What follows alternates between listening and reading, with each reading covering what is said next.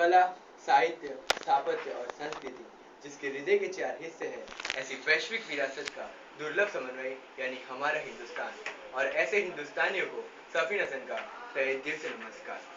अपने वक्तव्य के आरंभ में मैं हमारी आज़ादी के शिल्पकारों से हृदयपूर्वक क्षमा चाहता हूँ, क्योंकि हम उनके स्वप्न का भारत बनाने में सरासर नाकामयाब रहे।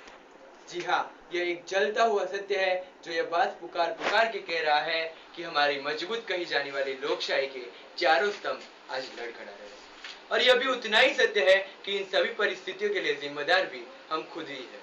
भ्रष्टाचार को अगर आम आदमी की नजर से देखा जाए तो यह मजबूरी बन चुकी है उसकी। राशन कार्ड बनवाना हो, पासपोर्ट बनवाना हो, ट्रैफिक पुलिस से सामना करना हो, यहाँ तक कि सिनेमा की टिकट लेनी हो, हर बात में भ्रष्टाचार। इसीलिए आम आदमी को उसे मजबूरी के रूप में अपनाना पड़ा है। प्रथम दृष्टिकोण से छोटी लगने वाली यह बातें उतनी ही सत्य है। और हाँ, छोटी छोटी बूंदों से ही महासागर का निर्माण होता है, और यह वही महासागर है भ्रष्टाचार का।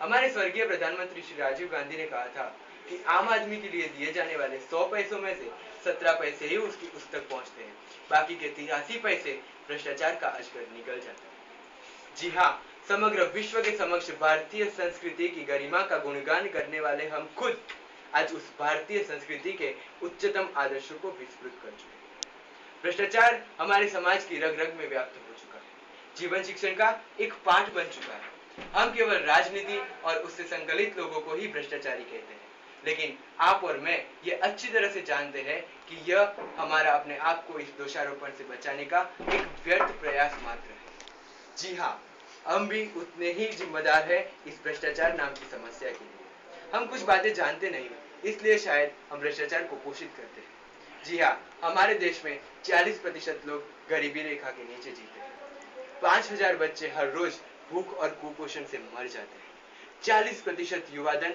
बेकार बैठा है। अगर वो पैसे जो बड़े कहे जाने वाली लोगों के जेब में और स्विस बैंक में काले धन के रूप में जमा हो रहे हैं, वो इन लोगों के पीछे लगाए जाए तो हिंदुस्तान फिर से सोने की चिड़िया बन जाए। लेकिन आप और मैं यह भी जानते हैं कि ये बात जितनी सुनने में अच्छी लगती है, करने में उतनी ही मुश्किल है, लेकिन नामुमकिन नहीं है।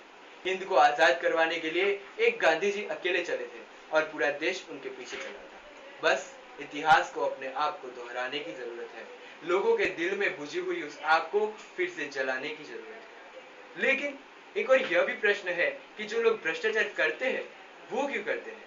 जी हाँ, वो अपनी मान्य आमदनी में से अपनी आवश्यकताएं पूर्ण नहीं कर पाते, इसीलिए भ्रष्टाचार को दूसरे मार्ग के रूप में अपनाते हैं। ये उनके लिए एक जरूरियात बन चुका है, और आप और मैं ये अच्छी तरह से जानते हैं, अगर जरूरियात पूर्ण हो जाए तो मजबूरी रहेगी ही नहीं, और इसी जरूरत को पूर्ण करने के लिए हमें कुछ कदम उठाने पड़ेंगे। भ्रष्टाचार न केवल एक राष्ट्रीय प्रश्न है, यह एक सामाजिक व आर्थिक प्रश्न भी बन चुका है, और उसे दूर करने के लिए बहुआयामी संघर्ष करना होगा हमें।